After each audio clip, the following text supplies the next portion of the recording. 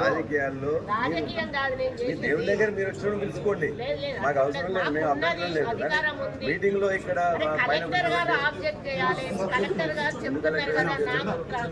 కాదు మీకు తెలుసాక మీకు తెలుసు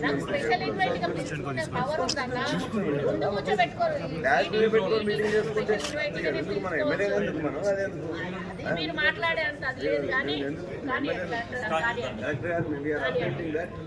పొలిటికల్ మీరు చేసుకున్నట్లయితే మీరు చేసుకోండి, మీరు చేసుకొని మీరు మీటింగ్ పెట్టుకోండి. కాంగ్రెస్ పార్టీ మీటింగ్ పెట్టుకున్నట్లయితే